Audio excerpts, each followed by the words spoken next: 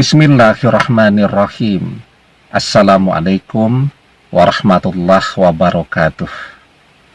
Bapak-bapak, ibu-ibu, mas-mas, mbak-mbak, khususnya adik-adikku sekalian yang dirahmati Allah dimanapun Anda berada. Kembali di IIP Channel bersama saya, IIP Wijayanto. Kali ini kita akan membahas tema mantan menjelek-jelekkanmu kemana-mana. Tanda ia sangat mencintaimu, ia takut jika kamu sampai didekati orang lain. Ya, kita sering lihat ya, di TV itu, kalau ada berita perceraian selebritis ya, itu kan, wah itu, segala macam lah disampaikan ya. Intinya bahwa pasangannya ini tidak oke lah, jelek lah, tidak baik dan seterusnya tadi ya. Nanti pasangannya juga menjawab ya, begitu juga ya. Jadi sehingga rame lah, sehingga perceraian itu kemudian menjadi buah bibir ya, menjadi pembicaraan semua orang. Itu kalau ada selebritis yang bercerai, pokoknya rame itu, ibu-ibu di mana-mana, di arisan ya, kemudian lagi jagung manten, lagi belanja di warung, semuanya pembicaraannya tentang perceraian artis ya. Karena apa ya? Karena keduanya tidak bisa diam ya, pokoknya menjelek-jelekkan pasangannya tadi. Sesungguhnya ketika orang menjelek-jelekkan itu ya, itu adalah tanda bahwa cinta di dalam hatinya masih sangat besar. Jadi cinta yang amat sangat besar di dalam hati seseorang ya, itu membuat dia ketika kecewa, ketika dia marah dan seterusnya, akan terlihat seperti orang yang sangat membenci. Ya, nah kemudian yang kedua, dengan menjelek-jelekkan itu sebenarnya cara dia memagari, ya, agar orang yang sebenarnya masih sangat dia cintai ini, tetapi dia kecewa. Jangan sampai didekati orang lain, jangan sampai menjadi milik orang lain. Kan kalau dia jelek-jelekkan, orang kemudian mau berpasangan, ya, dengan mantannya ini kan jadi mikir-mikir, aduh, katanya orangnya tidak romantis, aduh katanya orangnya pelit, aduh katanya orangnya begini, orangnya begitu, dan seterusnya. Kan orang jadi mikir-mikir ya. Nah, begitu juga dengan mantan ya. Ketika mantan misal menjelek-jelekkan kita, ketika perpisahan itu baru terjadi, dia ngomong kepada semua orang, kepada semua teman, sahabat, kemudian teman kita, sahabat kita, bahwa kita tuh sangat tidak baik ya. Selama bersama dia kita tidak perhatian, tidak menyayangi dia, kita itu pemarah, kita itu egois, kita itu begini, begitu, dan seterusnya. Itu sesungguhnya yang pertama tadi, bahwa cinta di dalam hatinya sangat besar, yang ketika orang marah, cinta yang besar itu kelihatan seperti benci yang sangat besar. Ya. Nah, jadi untuk menutup cinta yang besar, orang butuh kebencian yang lebih besar yang dia tunjukkan, agar semua orang yakin bahwa dia benci. Ya. Kalau tidak, orang akan selalu berpikir bahwa dia masih mencintai. Nah, dia kan tidak mau kalau semua orang tahu kalau dia masih mencintai. Kemudian yang kedua tadi, ya, bahwa ketika dia menjelek-jelekkan kita, itu cara dia memagari, agar tidak ada orang yang mau dengan kita, ya.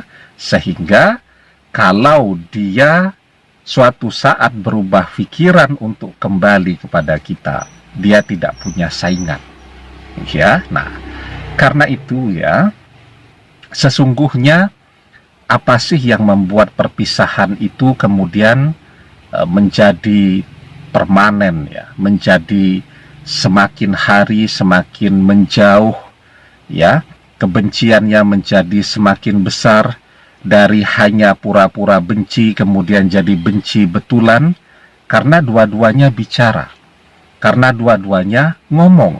Mantan ngomong tentang keburukan kita, ya, ngomong tentang kejelekan-kejelekan kita, ya, dan seterusnya tadi, dan kita membalasnya. Nah, itulah yang kemudian menyebabkan terjadinya pertengkaran, ya, sehingga permusuhan itu menjadi abadi, kemudian semakin hari semakin menjauh.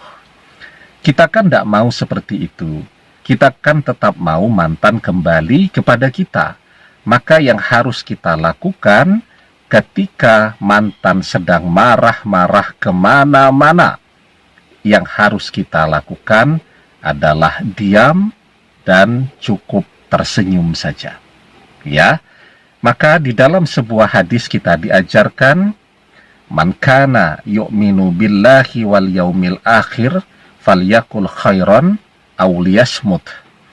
Barang siapa yang beriman kepada Allah dan hari akhir, maka hendaklah berkata yang baik, dan jika tidak, maka diamlah. Ya, nah maka kita diam saja. Ya, sampai nanti kan kemarahan mantan akan reda dengan sendirinya. Kalau ada teman sahabat yang menyampaikan apa yang mantan katakan kepada kita, ya kita tersenyum saja dan kita sabar. Ya, kenapa demikian? Karena ini orang yang kita cintai, orang yang kita berharap dan selalu berdoa agar suatu hari nanti dia kembali menjadi suami kita, menjadi istri kita. Maka biarkan saja dia marah-marah dulu, begitu ya. Memang teman yang baik, sahabat yang baik, itu seharusnya kalau dia mendengarkan yang begitu, tidak usah dia sampaikan kepada kita. Seharusnya, ya.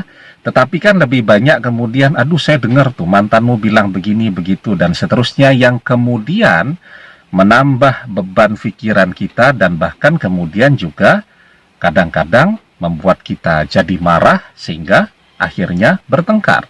Ya, nah, kehadiran teman-teman sahabat yang demikian inilah yang kemudian juga banyak menyebabkan pasangan-pasangan suami istri yang sebenarnya pernikahannya masih bisa diselamatkan, tetapi karena kehadiran teman sahabat yang ketika mantannya ngomong langsung disampaikan dan seterusnya tadi, itulah yang kemudian membuat perpisahan dan perceraian itu betul-betul terjadi.